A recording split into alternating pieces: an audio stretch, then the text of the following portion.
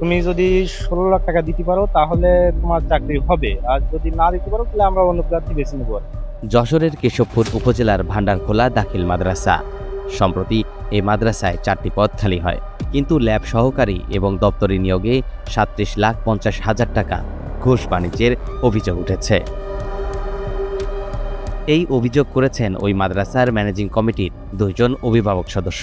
তাদের দাবি, মাদ্রাসার সভাপতি ও ভারপ্রাপ্ত তত্ত্বাবধায়ক এবং অফিস সহকারী মিলে সিন্ডিকেট তৈরি করে অবৈধভাবে অর্থ নিয়ে নিয়োগ প্রক্রিয়া সম্পন্ন করার চেষ্টা করছে। এ মর্মে জেলা প্রশাসক বরাবর অভিযোগ করা হয়েছে। বান্ডেল থাকলে প্রতি সেনমানিতে টাকা বাঁচবে। বিকাশ সেনমানি বান্ডেল কিনে জিতুন প্রতি লেনদেনে। না, মিটিং করা লাগে না, এটা একটা গোপনীয় ব্যাপার, এইভাবে করতে হয়। এরপরে জানাজানি করার পরে আমি সুপারের কাছে গেলাম, ওদের বাড়ি ভারপ্রাপ্ত সবার আমরা আব্দুল কাদের, তার বাড়িতে গেলাম।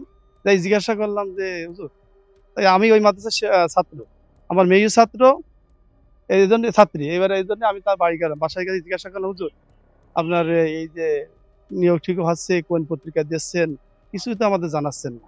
উনি বলেন এটা গোপনীয় বিষয়, একমাত্র যারা নিয়োগ প্রাপ্ত হবে তাদের জানাবো, আর আমরা কিছু লোক জানাবো, এর বাইরে আমরা কোনো কিছু জানাজানি করবো না। এখন নিয়োগের কথা এখন আমি শুনেছি, তখন যে প্রশ্ন করলে তিনি বলতেছেন যে এখানে সুপারের মেয়েকে নেওয়া হবে, তার নাম হলো হানি, তাকে নেওয়া হবে। সে তারপর ঠিক আছে, তা আপনি যদি তারা নেন, তা ওই জায়গাতে নিচ্ছেন, তারা ভাই বোনই, চাইতে ভাই বোনই, একজনের নেবেন। এরপর বলে এখানে একটা অপশন আছে। কি অপশন বলে, সেখানে যদি তারা ফেল করে, কি জন্য ফেল করবে বলে, টাকা পয়সা লেনদেনের ব্যাপার স্যাপার আছে। তা আমি বলি সেই বিষয়ে কত টাকা, বলে 10 লক্ষ টাকা চাই হিসাবে। তারা যদি না দিতে পারে, দ্বিতীয় হিসাবে তোমাদেরকে নেওয়া হবে। এই আগে আওয়ামী লীগ সরকার যে কাজটা করে গেছে, সেই একই তো ফেজিলত, কাউকে জানতে দেওয়া হবে না, গোপন ভাবে টাকা বিনিয়োগের মাধ্যমে কাজ করতে। এর আমি পূর্ণাঙ্গ বিচার চাচ্ছি। নিয়োগ বা বিজ্ঞপ্তি এই সম্পর্কে আমাদের কোনদিন আছে মিটিংও হয়নি, এমনি সই করে নিয়েছে। আমি শুনছি যে ওরা অনেক নিয়োগ বাণিজ্য করছে, এটা শুনছি আমি। ওই যে ওজিয়ার ভাই যা বললে, কতদূর আমার তো কোনো প্রার্থী নেই, আমি এ বিষয়ে আমাদের জানাই না। আমরা একমাত্র যে আমরা যে অভিভাবক সদস্য, আমাদের কোনো মূল্যায়ন করে না, যার কারণে আমরা সুষ্ঠু বিচার চাই। এদিকে চাকরি প্রত্যাশিত অনেকেই জানালেন, তারা আবেদন করেও চাকরির পরীক্ষা দিতে পারেননি, এমনকি নিয়োগ সংক্রান্ত কোনো তথ্য পাননি তারা। আমি এই ভান্ডারখোলা দাখিল মাদ্রাসার নিয়োগ সম্পর্কে আমি দপ্তরি পদে ক্যান্ডিডেট ছিলাম। প্রতিষ্ঠানের কিরানি হাফিজুর রহমানের কাছে আমি কয়েকদিন জানার চেষ্টা করেছি যে আসলে নিয়োগ কবে কি হবে। ওনার জানতে চাইলে উনি জানতে অস্বীকৃতি জানাইছে যে এখন হবে না, ও পরবর্তী যখন হয় তখন জানানো হবে। এটা আমি হঠাৎ জানতে পারলাম যে এই গত 24 তারিখে নিয়োগ বোর্ড বসাবে ওনারা।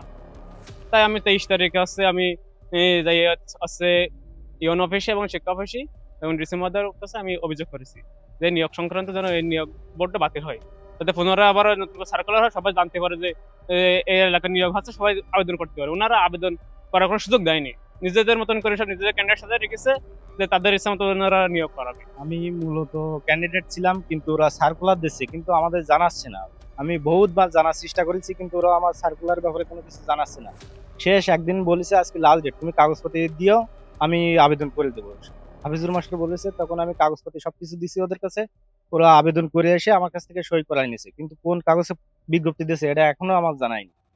তারপরে আমাদের বলছে যে তুমি যদি 16 লাখ টাকা দিতে পারো তাহলে তোমার চাকরি হবে, আর যদি না দিতে পারো তাহলে আমরা অন্য প্রার্থী বেছে নেবো।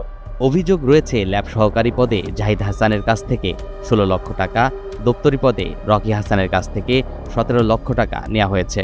তবে যাদের বিরুদ্ধে নিয়োগ বিজ্ঞপ্তি গোপন রেখে অবৈধ নিয়োগ বোর্ড গঠন করে ঘুষ লেনদেন করার অভিযোগ, তারা বলছেন ভিন্ন কথা। পত্রিকায় বিজ্ঞপ্তি দেওয়ার পরে প্রকাশ করা হয়েছে, যারা যারা জানছে তারা তারা আবেদন করেছে। আমি কারোর ব্যক্তিগতভাবে আবেদন করাই দেয়নি বা কারো কাছ থেকে আবেদন আমিও নেয়নি, আবেদন সরাসরি সভাপতির কাছে জমা দিয়েছি। এই আর আমার সাথে কোনো ক্যান্ডিডেট টাকা পয়সা নিয়ে কোনো চুক্তি বা কথাবার্তা আমার সাথে হয়নি। যদি কেউ বলে থাকে সেটা আমার পূর্ব শত্রুতার জেদ ধরে হয়তোবা আমাকে হেয় প্রতিপন্ন করার জন্য সমাজে এরকম অভিযোগ দিচ্ছে। এই যে হাফিজুর রহমান রয়েছেন, যিনি অভিভাবক সদস্য, তার জামাইয়ের সঙ্গে কি আপনার কোনো কথোপকথন হয়েছিল বা তার হাফিজুরের সাথে? না না, আমার সাথে কোনো দিন লেনদেন নিয়ে কথা হয়নি, মিথ্যা একদম। কোনো দোকানেও আমার সাথে কোনোদিন কোনো আলাপ আলোচনা হয়নি। আপনি এখানকে কি হিসাবে দায়িত্বে আছেন? আমি অফিস সহকারী। আমাদের বিরুদ্ধে অবজেকশন পাইছি যে এখানে টাকা বা বাণিজ্য নিয়োগের আর কি দরখাস্ত করেছে টিওনো সাহেবের কাছে। টিওনো সাহেব আমাদের করেছেন, অবগত করেছেন, এই জন্য আছে, দেরি হচ্ছে। আচ্ছা, আপনি এই প্রতিষ্ঠানের সুপার তো না? ভারপ্রাপ্ত সুপার। তো আর এখানে কি যে হাফিজুর রহমান ইনি আছেন, ইনি কি হিসাবে দায়িত্বে আছেন?